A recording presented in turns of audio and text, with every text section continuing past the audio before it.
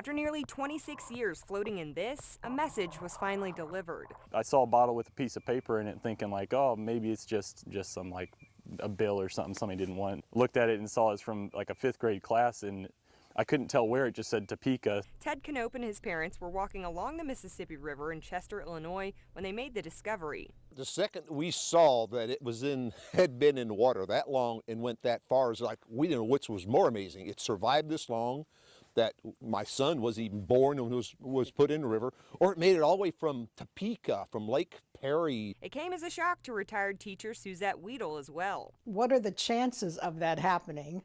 You don't hear about messages in bottles very often.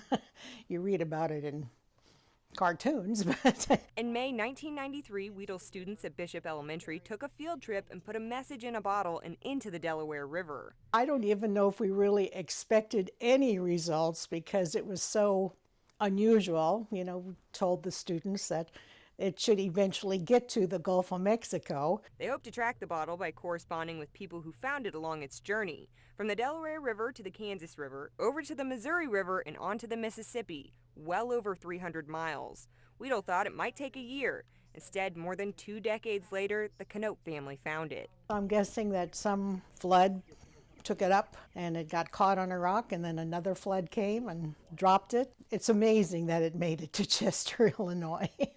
The administrative person that I talked to said that the Maud Bishop School was no longer in existence. It had been torn down, and the students that were going there now were going to her school. One of the reactions that I really loved was the fact that she said that this was something their school really needed, was really good, cool news like this. She was off and running. With the jar's rusty cap, the Knopes believe they found it just in time. It would have been another few months, it would have been gone forever. Weedle and the Knopes say they would love to hear her students' reactions. They'd be around 36 years old now. Weedle says this experience shows how teachers can leave a lasting impact. When they hear about something else happening and they can say, oh, we did that too. I wonder where our bottle showed up.